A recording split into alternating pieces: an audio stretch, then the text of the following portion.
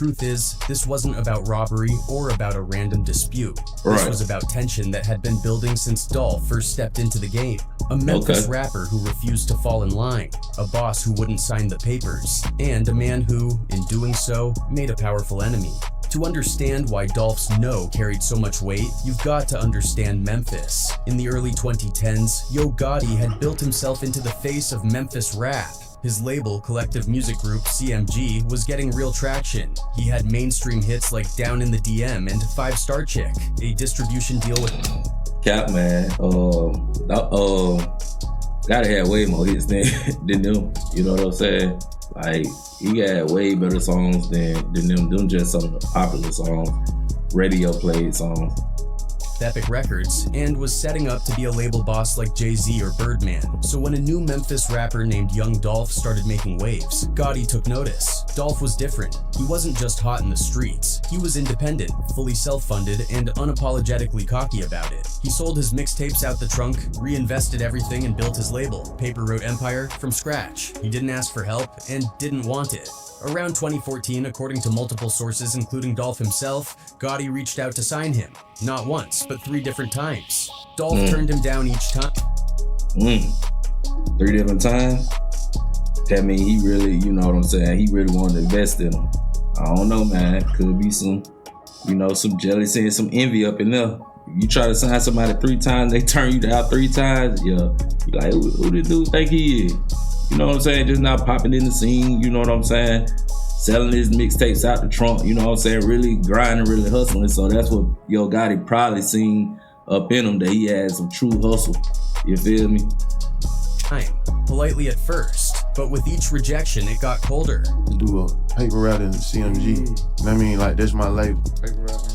To Gotti, who prided himself on putting other Memphis artists on, this was personal. He felt disrespected. Dolph, a younger artist with less time in the game, was basically telling him, I don't need you. Instead of keeping it quiet, Dolph let it be known, publicly. In 2015, he dropped the single Play With Yo Mama, produced by Zaytoven. On the surface, it's just another street record, but the lyrics, they cut deep. Went from my biggest fan to my biggest hater. Begging me to sign with you, but I had too much paper. It was clear Dolph was calling out Gotti. The city heard it, the industry insiders heard it, and most importantly, Gotti heard it. Not long after, Gotti released Don't Beef With Me, a song that wasn't directly about Dolph, but had enough venom to suggest he wasn't playing either. Still, Dolph kept applying pressure. In 2016, he released his debut studio album titled King of Memphis. That title alone was a shot at Gotti, who for years had been known in the city as The King, naming the album that was like spray painting your name over someone else's plaque. It wasn't subtle, it was a full-on challenge. When asked why he chose the name, Dolph smiled and said, like, you can't even sit with me, you can't ride with me, we can't do business or nothing, bro, if you don't feel like you a king. It's not called The King of Memphis. They played away for me. You know what I mean? It's just I'm the one that's changing the game and changing it up. It ain't no this person the king of Memphis, none of that. Gotti, again, didn't respond with lyrics, but Dolph's camp began to notice weird things. Venues in Memphis suddenly wouldn't book him. Promoters backed out. DJs avoided spinning his records. Dolph believed Gotti was blackballing him locally, and it wasn't paranoia. The pattern was consistent. Still, he kept pushing. In 20... He had to keep pushing, because one thing about it, you know what I'm saying? Even though somebody try to stop your show, you gotta show them that you just built like that, you cut like that, you know what I'm saying?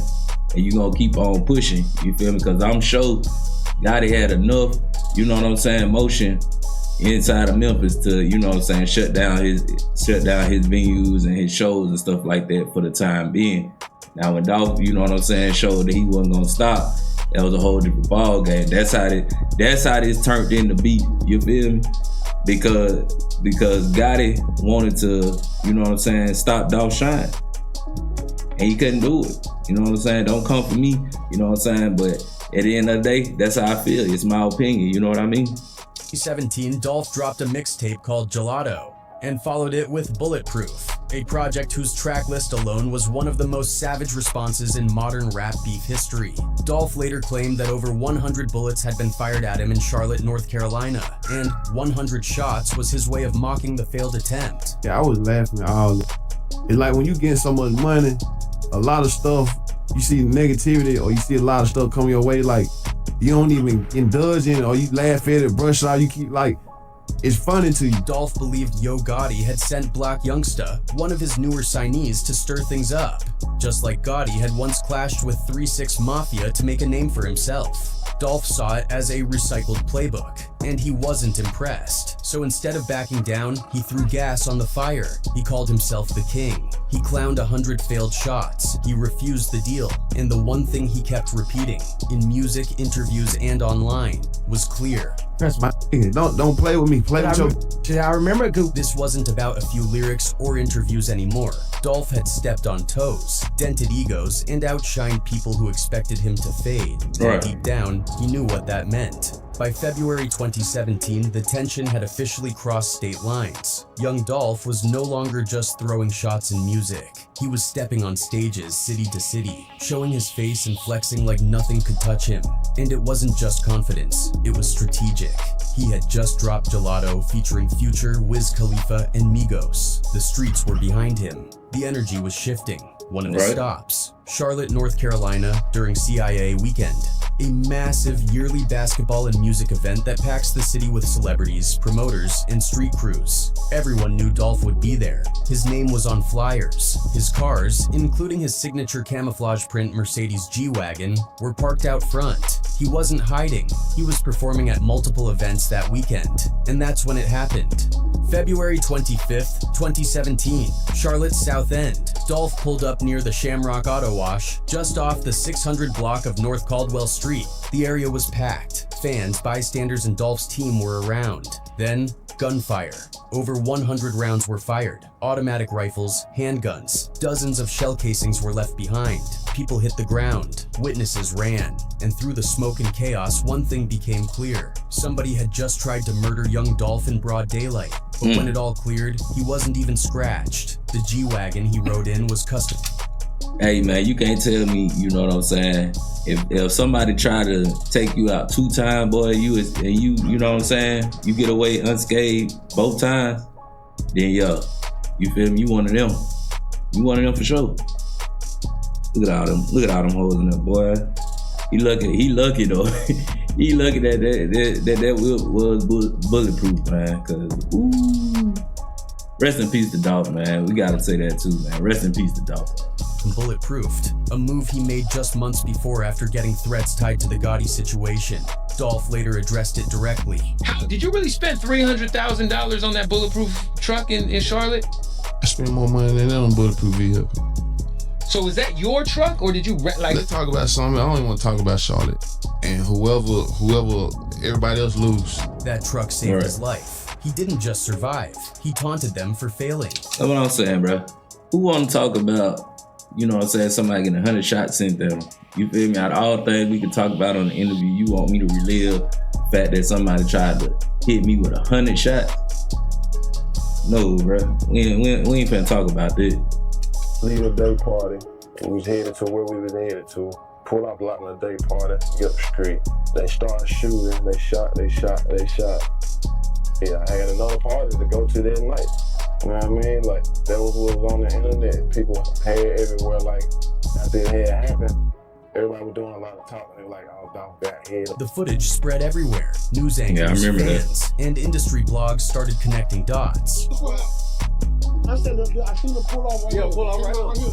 Bro, the truck came from right here, pulled up, slammed on brake, and like a fucking moving, bro. Yeah, they start shooting and they're backing up. They put the car on the truck. Oh, that's how they start backing up. Yeah, they're backing up. I saw them. Charlotte-Mecklenburg police recovered security footage, ballistic evidence, and witness statements. And soon they issued arrest warrants. One of the men they were looking for, Black Youngsta, a Memphis rapper signed directly to Yo Gotti's CMG label. Police said Black Youngsta, along with Frederick Black and Antavius Gardner, had rented a white Mercedes-Benz van from a Hertz in Atlanta. That van matched the one seen fleeing the scene.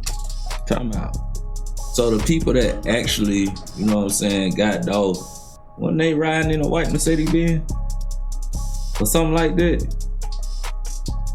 If I ain't mistaken, what was his name? Justin, yeah, him and old buddy jumped out a white Mercedes-Benz. I don't know, man. Somebody let me know if I'm tripping or not, but I think it was something like that. When it was later found abandoned, officers recovered multiple firearms, including an assault rifle, Oh, okay. handguns, and rental paperwork under Sammy Benson, Black Youngsta's real name. On May 16, 2017, Black Youngsta turned himself in. He was charged with 6 counts of discharging a firearm into occupied property and 1 count of felony conspiracy. But when reporters caught him outside, he smiled, shrugged it off and said, "I'm innocent, I ain't fire nothing, I don't know what they talking about." Then Dolph, never one to stay quiet, released his own statement loud and clear through music. On his track, 100 Shots, he rapped, 100 shots. 100 shots. 100 shots. How the you miss a whole 100 shots? In interviews, he let it be known he saw it all coming. And now behind the scenes, he was upgrading security, tightening his circle, and getting even more calculated with every move.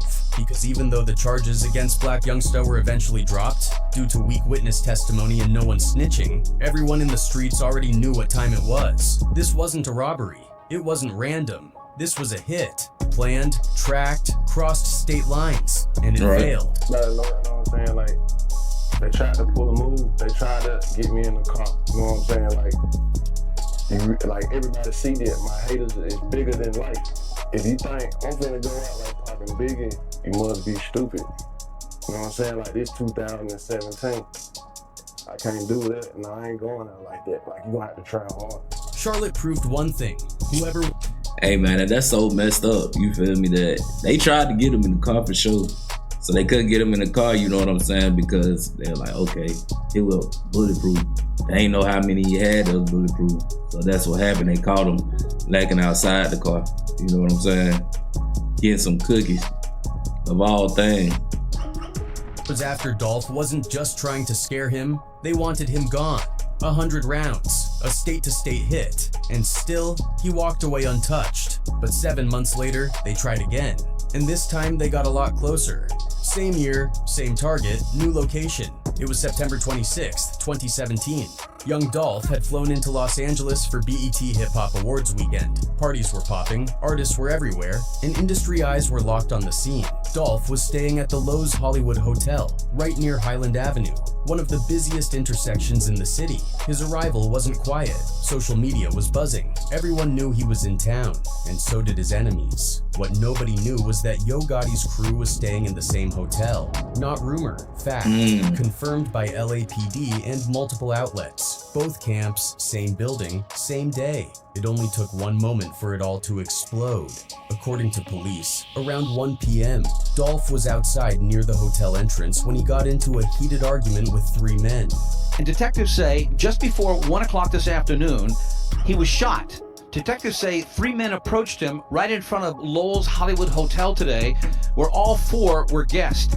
There was a fight, young Dolph fell to the ground, and that's when one of the 3 suspects opened fire. 3 bullets hit him, 1 in the arm, 1 in the buttocks, 1 in the abdomen. He dropped, but he didn't stay down. In classic Dolph fashion, he dragged himself across the sidewalk and into a nearby shoe store for safety. Paramedics arrived quickly. He was taken into emergency surgery at a nearby hospital, and at first his condition was listed as critical. But later that day, the reports changed. He would survive. The LAPD immediately detained multiple people, including Corey McClendon, a known associate of Yo Gotti. He was arrested 2 blocks away from the scene, questioned, and booked on suspicion of attempted murder. Now we know who police want to talk to help fill in the blank. The LAPD now wants to talk with rapper Yo Gotti following a shooting in front of Lowe's Hotel in Hollywood. The individual you've mentioned has been possibly identified as being involved in what took place earlier. To what degree, we have no idea. But within 48 hours, McClendon walked. No charges, no cooperation, no witnesses, just like Charlotte. Just like Memphis. Still, the message couldn't be clearer. This wasn't random. The LAPD now wants to talk with... Yeah, man, they been targeting out for a good minute, but sad to say that, you know what I'm saying, that they finally did get them. You know what I'm saying?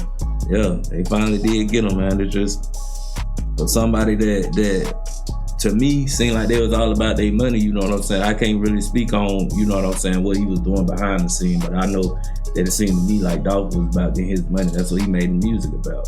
You know what I'm saying? He seemed like he only came back with beef or talking about beef when something happened to him. rapper Yo Gotti following a shooting in front of Lowe's Hotel in Hollywood. The individual you've mentioned has been possibly identified as being involved in what took place earlier. To what degree, we have no idea. Back then, he had bulletproof armor to protect him. This time he didn't. No truck, no barrier, just his body, and a mindset that refused to break. When Dolph got out of the hospital, he didn't retreat. He didn't vanish. He announced an album. Hey, we at the motherfucking hospital, Jack. You know what I mean? Y'all know what time it is. Right here, don't stop. Legendary shit. Shout out to Pop, shout out to Easy, shout out to Big. You know what I mean? Y'all know what's up, man. New album dropping this week. That album was called Thinking Out Loud, and it dropped just 1 week later. The tone had shifted. Still defiant, still independent, but deeper, darker. He knew now that this wasn't just about music. He wasn't being dissed. He was being hunted. In one video that surfaced later, a reporter asked if his worldview had changed after nearly dying. Dolph just smiled and said, "Stay away from suckers. You know what I'm saying? Keep doing what I'm doing. You know what I mean? This is a big world. We got a lot of money to get. Yeah. Stay focused." He wasn't slipping. He moved smarter, quieter. In that silence, it wasn't just on Dolph's side. Black Youngsta, who had been loud after Charlotte, went ghost. Yo Gotti, who never said much directly, didn't say a word. No diss records, no Instagram antics, nothing. And in this kind of war, when your ops stop talking, it usually means one thing. Young Dolph had been hunted in Charlotte. He was nearly taken out in Hollywood, but both times, he walked away. And maybe that's what made what happened next so disturbing, because when they came for him again, they didn't miss. And this time, it was in the one place he should have been protected. November 17th, 2021. It was supposed to be a regular day. Young Dolph had just flown back into Memphis, the city that raised him, the city he always represented, even when it tried to bury him. He wasn't there for a concert, no interviews, no big event. He was there to give back. Dolph and his team were preparing for their annual Thanksgiving giveaway, where they handed out turkeys to local families, a tradition he never missed. But before the event, he stopped by Makeda's Homemade Cookies, a small black-owned bakery on Airways Boulevard, just minutes from Memphis International Airport. This wasn't just any store. Dolph had shouted them out in interviews. He posted them on his socials. Whenever he was in Memphis, he supported them publicly. Inside that bakery, Dolph wasn't a rapper. He was family. He pulled up in his camouflage print C7 Corvette Stingray, the same car everyone in Memphis knew was his. He went inside to grab cookies for his mother. And then, it happened. Surveillance footage shows a white Mercedes-Benz E-Class coupe pull up and stop just feet from the storefront. Two masked men jumped out, one with a Draco AK-style pistol, the other with an AR-15-style rifle. They didn't talk, they didn't hesitate. They raised their weapons and started firing. Over 22 rounds tore through the bakery's windows. Dolph didn't even have time to react. He was hit multiple times, and by the time first responders arrived, it was already too late. At 36 years old, Adolph Robert Thornton Jr., known to the world as Young Dolph, was pronounced dead on the scene. Memphis rapper Young Dolph was shot and killed at a bakery today. Young Dolph, whose real name is Adolph Robert Thornton Jr., was reportedly buying cookies at this bakery in his hometown when someone drove up and shot him. The internet exploded within minutes. Fans, journalists, rappers, people who had never even heard of Makeda's Cookies showed up to the crime scene. Cameras flashed, candles were lit, and the conspiracy theories began. Was this a robbery, a random hit, or something deeper? Because the details didn't add up. The white Mercedes, it had no tags. Clean. The hit took under 60 seconds. In, out.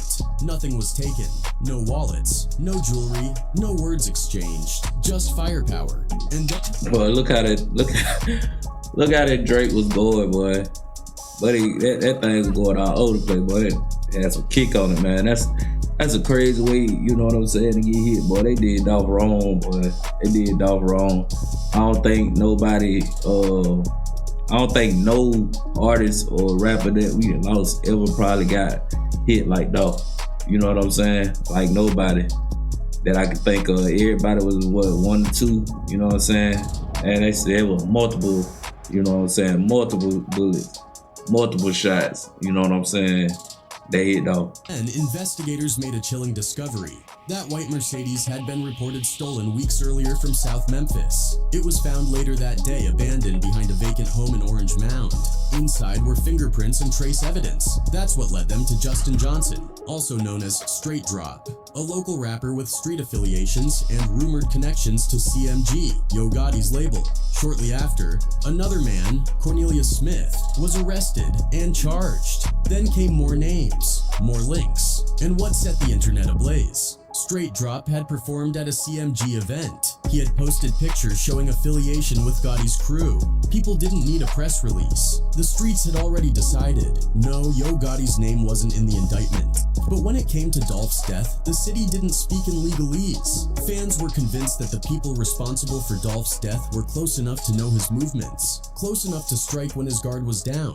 And that's what hurt the most. This time, Dolph wasn't in LA. He wasn't out of state. He was home, and he was killed doing what he always did, supporting his community. No club, no chain flashing, no flex, just cookies for his mother. But for some people, that wasn't enough. Some couldn't stomach the fact that Dolph had dodged every bullet they sent, and still kept rising. He stayed independent. He built Paper Route Empire into something real. He mentored young talent like Key Glock, gave back to neighborhoods the industry forgot, and still owned all his masters. Dolph had survived too much to go out quietly, but this time the damage wasn't just physical, it cracked something in the city. He was gone, and the silence that followed, it wasn't peace, it was the sound of names about to fall. The death of young Dolph didn't just hit Memphis hard, it exposed everything. The streets, the industry, the labels, the fake love. In the days that followed the murder, the police were tight-lipped, but the streets were already talking. People wanted names, wanted answers. And on January 5th, 2022, they got one. Justin Johnson, better known as Straight Drop, was officially named a suspect. The Memphis Police, U.S. Marshals, and TBI launched a joint manhunt. They offered a $15,000 reward for information leading to his arrest. But this wasn't some random street dude. Straight Drop was a local rapper, and not just any rapper. He had performed at Yo Gotti's birthday bash in 2017. He had posted pictures in pre-chained. I seen that. You know what I'm saying? That's the crazy part. You know what I'm saying? I seen that Dolph and Straight Drop. They was cool at a point. You know what I'm saying? You seen them at his shows and things like that. But I guess that money talked for him, with that little money that he was supposed to get, because I heard he can get it. So it's crazy work. Allegedly gifted to him before flipping sides. Some said he used to hang around Dolph, but the most damning part, Straight Drop had ties to both sides. He didn't need a tip-off. He already knew where Dolph moved, when he traveled, when his security was light. On January 11th, 2022, Straight Drop was arrested in Indiana after a national manhunt. And when they caught him, he was still online, still flexing, still acting untouchable, like nothing had happened. Even before turning himself in, he dropped a music video called Track Hawk, shot inside an abandoned church, wearing designer, rapping about being untouchable. The arrogance was impossible to ignore. He wasn't the only one. Alongside him, Cornelius Smith, already sitting in jail on charges tied to the stolen white Mercedes used in the killing, was charged in connection with the murder. Then came Shundale Barnett, arrested alongside Johnson in Indiana. Then Devin Burns, another alleged accomplice from Memphis. But even with all these names, one question kept circling. Were they acting alone? Or was someone higher up pulling the strings? That's where things got quiet. Too quiet, because the motive still didn't make sense. Why would Straight Drop, a rapper who had a shot at success, throw it all away in a hit this sloppy, this public? Unless he didn't throw it away. Unless he did what he was told. Unless the silence was part of the design. People started looking back towards CMG, not because the court named them, but because the pattern kept repeating. And then came the moment that set the internet off. Just days after Dolph's funeral, Black Youngsta dropped a song called I'm Assuming.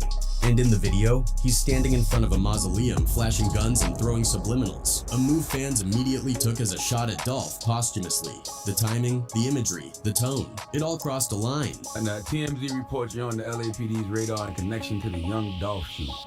Me and Home never had one argument.